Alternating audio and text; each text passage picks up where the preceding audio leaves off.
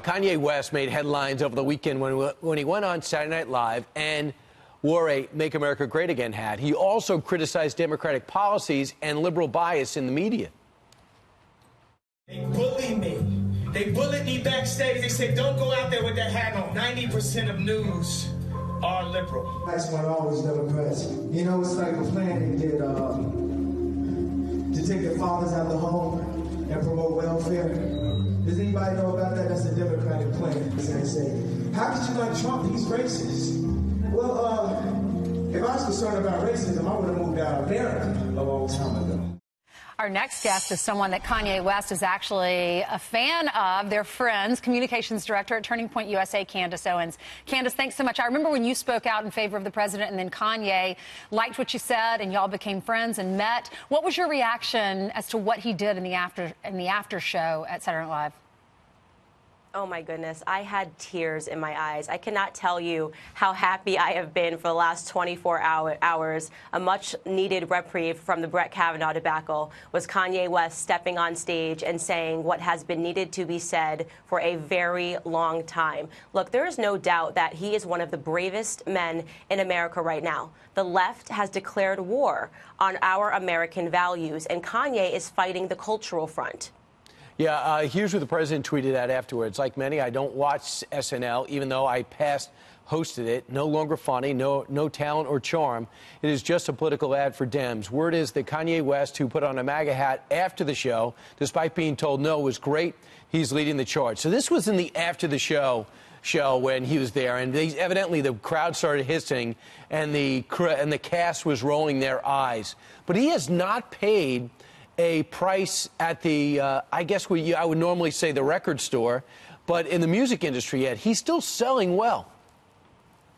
That's exactly right. And look, the president is so spot on when he talks about this show being leftist propaganda. I could not believe my eyes. I only watched it because Kanye West was performing and he's my friend and I wanted to see what he did with the show. Had no idea he was going to put on a MAGA hat. And quite literally, there was a segment where they were just over and over again saying Brett Kavanaugh cannot be confirmed, almost giving permission for the people that watched that show to be violent, as we've seen on the streets, to protest his hearings and to feel that they were justified in their actions. It's unbelievable. So what Kanye is doing is unbelievably brave to stand up to the mob, to put on a MAGA hat and to say, I support this president. And beyond that, I'm not sure if you saw his Instagram post yesterday where he wore the hat again and he said that this hat represents bringing jobs back home to America. It represents making sure that Americans are taken care of. What did he say about the 13th What did he mean Amendment? about the yeah, he was tweeting out abolish the 13th Amendment. Well, that's the 13th Amendment abolished slavery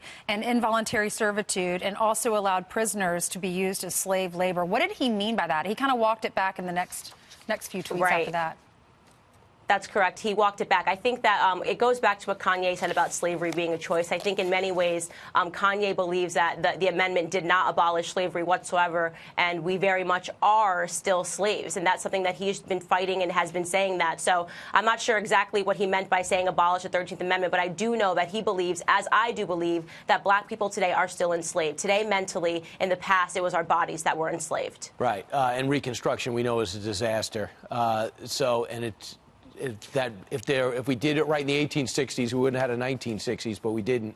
But we'll talk about that. And he also pointed out that a lot of Republicans, for the longest time, were the place to go for the African-American vote. But something switched in the 60s.